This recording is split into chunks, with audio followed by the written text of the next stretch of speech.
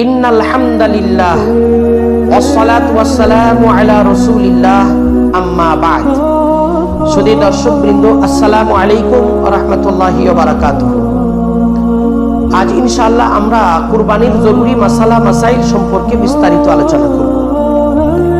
সুধী দর্শক, অনেক ক্ষেত্রে এমন হয় আমরা বহু পয়সা খরচ করে কুরবানির পশু জবাই করে থাকি এবং সেক্ষেত্রে আমাদের ইখলাস, লিল্লাহিয়াত ও খাঁটি নিয়তের মধ্যেও কোনো রকমের ঘাটতি থাকে না। কিন্তু কুরবানির জরুরি মাসআলা জানা না থাকার কারণে আমাদের কুরবানি সহি হয় না, কিংবা কুরবানি হয়ে যায় সুন্নতের খেলাফ পদ্ধতিতে। এজন্য কুরবানির জরুরি মাসালা মাসাইল বিস্তারিতভাবে জানতে হবে। কুরবানির জরুরি মাসআলা নম্বর 1, সামর্থ্যবান ব্যক্তির উপর কুরবানি করা ওয়াজিব। মনে রাখা দরকার, এটা ওয়াজিব, মুস্তাহাব নয়। বর্তমান যুগে এক শ্রেণীর মানুষ প্রচার করছেন যে সামর্থ্যবান ব্যক্তির জন্য নাকি কুরবানি করাটা মুস্তাহাব। তারা বলছেন যদি কোনো কোটিপতি ব্যক্তিও কুরবানি না করে তাহলে কোনো রকম গুনাহ হবে না। মনে রাখা দরকার, এটা ভুল মাসআলা। সঠিক মাসআলা হলো সামর্থ্যবান ব্যক্তির উপর কুরবানি করাটা ওয়াজিব। যদি কেউ ইচ্ছাকৃতভাবে এটা পরিত্যাগ করে তাহলে গুনাহ হবে। মাসআলা নম্বর 2, গায়রুল্লাহর নামে কুরবানি করাটা শিরক। তার মানে যদি আল্লাহ ছাড়া অন্য কারো জন্য, যেমন কোনো পীর ওলির জন্য কিংবা কোনো আস্তানায় পশু কুরবানি করে কিংবা পশু জবাই করে, তাহলে সেটা হবে প্রকাশ্য শিরক। আমরা অনেকেই জেনে কিংবা অজান্তে এ ধরনের শিরক করে বসি। আল্লাহ রাব্বুল আলামিন আমাদেরকে সব রকমের শিরক ও বিদআত থেকে হেফাজত করুন। মাসআলা নম্বর 3, কুরবানির পশু কিংবা পশুর মূল্য সদকা করলে ওয়াজিব কুরবানি আদায় হবে না। কোন সামর্থ্যবান ব্যক্তি যদি মনে করে অমুক বন্যা প্লাবিত জায়গার মানুষদের খুব অভাব, তারা খুব মুসিবতে আছে, সুতরাং এবছর আমি কুরবানি না করে কুরবানির পশুর মূল্য তাদেরকে সদকা করে দিচ্ছি। মনে রাখা দরকার, এভাবে সদকা করলে দান করার সওয়াব মিলবে, কিন্তু কুরবানির ওয়াজিব আদায় হবে না। ওয়াজিব ছাড়ার কারণে গুনাহ হবে। মাসআলা নম্বর 4, বিশেষ করে যে ব্যক্তি কুরবানি দিতে চায় তার জন্য মুস্তাহাব হলো যুলহিজ্জা মাসে চাঁদ দেখা যাওয়ার পর থেকে কুরবানির পশু জবাই করা পর্যন্ত শরীরের চুল ও নখ না কাটা। মনে রাখা দরকার, এটা মুস্তাহাব। যদি কেউ কাটে তাহলে গুনাহ হবে না, কিন্তু না কাটলে সওয়াব হবে। এখানেও মনে রাখা দরকার, যদি এই মাসআলার উপর আমল করতে যেয়ে শরীরে চুল কিংবা নখ 40 দিনের বেশি হয়ে যায়, তাহলে চুল ও নখ কেটে নেওয়াটা ওয়াজিব। মাসআলা নম্বর 5, কেউ কারো পক্ষ থেকে কুরবানি করলে ওয়াজিব কুরবানির ক্ষেত্রে তার কাছ থেকে অনুমতি নেওয়া শর্ত। উদাহরণস্বরূপ, স্ত্রীর উপর যদি কুরবানি করা ওয়াজিব হয় আর স্বামী স্ত্রীর পক্ষ থেকে ওয়াজিব কুরবানি আদায় করে দিতে চায়, তাহলে স্ত্রীর কাছ থেকে অনুমতি নিতে হবে।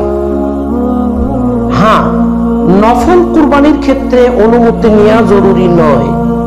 অতএব যার পক্ষ থেকে নফল কুরবানি করা হচ্ছে, যদি তিনি নাও জানেন তবুও তার পক্ষ থেকে কুরবানি করা সহি হয়ে যাবে।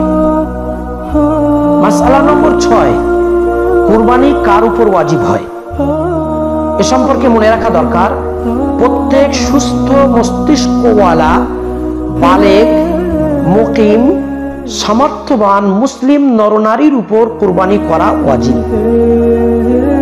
এখানে নিশ্চয়ই আপনারা লক্ষ্য করেছেন, আমরা 4টি কথা বলেছি। সে যেন সুস্থ মস্তিষ্কওয়ালা হয়, অতএব কোনো পাগলের উপর কুরবানি করা ওয়াজিব হবে না। সে যেন বালেগ হয়, অতএব কোনো বাচ্চার উপর কুরবানি করা ওয়াজিব হবে না। যদিও সে কোটিপতি হয় তবুও তার উপর কুরবানি করা ওয়াজিব হবে না। এখানে মনে রাখা দরকার, বাচ্চা মালদার হলে তার উপর সদকা ফিতর আদায় করা ওয়াজিব, কিন্তু কুরবানি করা ওয়াজিব নয়। অনুরূপভাবে আমরা বলেছি, সে যেন মুকিম হয়, অতএব মুসাফিরের উপর কুরবানি করা ওয়াজিব নয়। সে যেন সামর্থ্যবান হয়, অতএব গরিবের উপর কুরবানি করা ওয়াজিব নয়। হ্যাঁ, যদি কোনো গরিব মানুষ স্বেচ্ছায় কুরবানি করে তাহলে সে সওয়াব পেয়ে যাবে।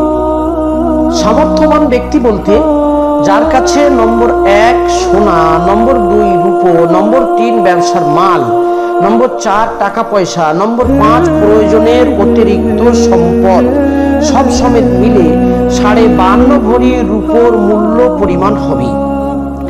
52.5 ভরি রূপোর ওজন হচ্ছে 612 গ্রাম 360 মিলিগ্রাম। এখানেও মনে রাখা দরকার, যদি কারো কাছে মোটেই রূপো না থাকে তখন সোনার নিসাব ধর্তব্য হবে। সোনা হচ্ছে 7.5 ভরি। 7.5 ভরি সোনার ওজন হবে প্রায় 87.5 গ্রাম। এটা হলো সোনার নিসাব। মাসআলা নম্বর 7, আমরা এর আগে শুনেছি নাবালেগ বাচ্চার উপর কুরবানি করা ওয়াজিব নয়, কিন্তু নাবালেগ বাচ্চা যদি 10, 11, 12 যুলহিজ্জার সূর্য ডোবার আগে বালিগ হয়ে যায় আর সে যদি মালদার হয় তাহলে তার উপর কুরবানি করা ওয়াজিব হবে। মাসআলা নম্বর 8, আমরা আগে এও জেনেছি কোন মুসাফিরের উপর কুরবানি করা ওয়াজিব হয় না, কিন্তু কোন মুসাফির যদি 12 যুলহিজ্জার সূর্য ডোবার আগে মুকিম হয়ে যায় আর সে যদি সামর্থ্যবান হয় তাহলে তার উপর কুরবানি করাটা ওয়াজিব হয়ে যাবে। মাসআলা নম্বর 9, কুরবানির পশু আগে থেকে লালন পালন করা উত্তম, কেননা এতে কুরবানির পশুর সাথে মনের মহাব্বত জন্মে যায়। আর কুরবানির মূল উদ্দেশ্য হলো নিজের প্রিয়তম জিনিস আল্লাহর জন্য উৎসর্গ করা।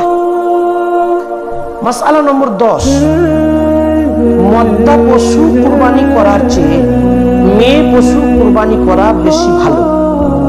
অতএব মদ্দা উট জবাই করার চেয়ে পুষ্টিনি জবাই করা বেশি ভালো। বলদ জবাই করার চেয়ে গাভী জবাই করা বেশি ভালো। মদ্দা ছাগল জবাই করার চেয়ে বকরি ছাগল জবাই করা বেশি ভালো। যদিও মদ্দা পশু জবাই করায় কোনো আপত্তি নেই। স্বয়ং রাসূলুল্লাহ সাল্লাল্লাহু আলাইহি ওয়াসাল্লাম একবার 2টি খাসি ছাগল জবাই করেছিলেন। বোঝা গেল মদ্দা পশু জবাই করা আপত্তিবিহীন ভাবে জায়েজ আছে। মাসআলা নম্বর 11, কুরবানির পশুর বয়স সম্পর্কে মনে রাখা দরকার। ছোট পশু অর্থাৎ ছাগল, ভেড়া ও দুম্বা 1 বছরের হতে হবে। গরু ও মহিষ হতে হবে 2 বছরের, আর উট হতে হবে কমপক্ষে 5 বছরের। এও মনে রাখা দরকার, ছোট পশুর মধ্য থেকে বিশেষ করে ভেড়া ও দুম্বা এই 2টি পশুর বয়স যদি 6 মাসের বেশি হয় আর 1 বছরের মতো মোটা তাজা হয় তাহলে সেই ভেড়া ও দুম্বার কুরবানি করা জায়েজ আছে। মনে রাখতে হবে এটা বিশেষ করে ভেড়া ও দুম্বা সম্পর্কে মাসআলা, ছাগলের মাসআলা এটা নয়। ছাগলের বয়স কমপক্ষে 1 বছর হতে হবে। 1 বছরের একদিনও কম হলে সেই ছাগলের কুরবানি করা জায়েজ হবে না। মাসআলা নম্বর 12, পশুর বয়স পুরো হলে দেখতে ছোট মনে হলেও কুরবানি করা জায়েজ আছে। এও মনে রাখা দরকার, দাঁত হওয়া শর্ত নয়। যদি বয়স পুরো হয় আর দাঁত নাও হয় তবুও সেটা কুরবানি করা যাবে। মাসআলা নম্বর 13, জার্সি গরু কুরবানি করা জায়েজ আছে। জার্সি গাভীর দুধ খাওয়া, গোশত খাওয়া হালাল, এতে কোনো অসুবিধা নেই। মাসআলা নম্বর 14, কুরবানির পশুর দুধ দোয়া জায়েজ নেই। যদি কেউ দুধ দোয় তাহলে সেই দুধ কিংবা দুধের মূল্য সদকা করাটা ওয়াজিব হবে। মাসআলা নম্বর 15, কুরবানির পশু কেমন হতে হবে এ সম্পর্কে মনে রাখা দরকার। অন্ধ ও কানা পশু কুরবানি করা জায়েজ নেই। হ্যাঁ, টেরা পশু কুরবানি করা জায়েজ আছে। মাসআলা নম্বর 16, কোন পশুর মুখে যদি মোটেই দাঁত না থাকে তাহলে সে পশু কুরবানি করা যাবে না। যদি অধিকাংশ দাঁত থাকে আর কিছু দাঁত পড়ে যায় তাহলে সে পশু কুরবানি করা যাবে।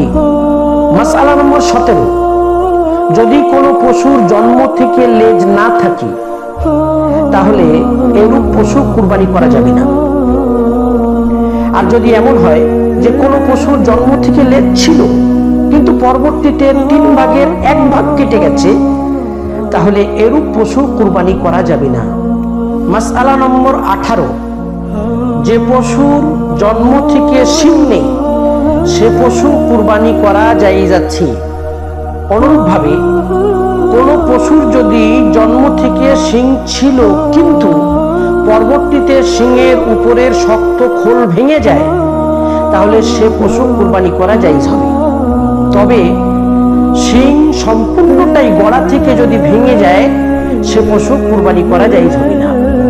মাসআলা নম্বর 19, যে পশুর জন্মগতভাবে কান নেই সে পশু জবাই করা জায়েজ নেই।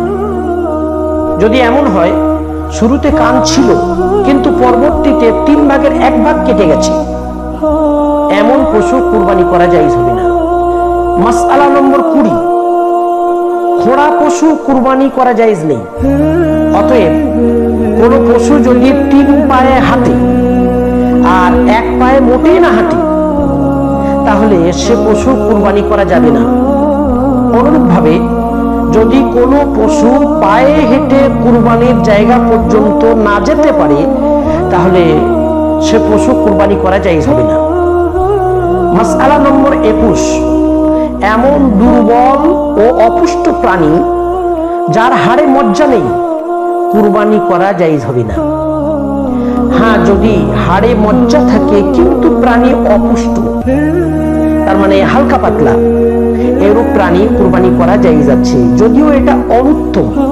কেননা হৃষ্টপুষ্ট ও মোটা তাজা পশু কুরবানি করাটা সুন্নাত।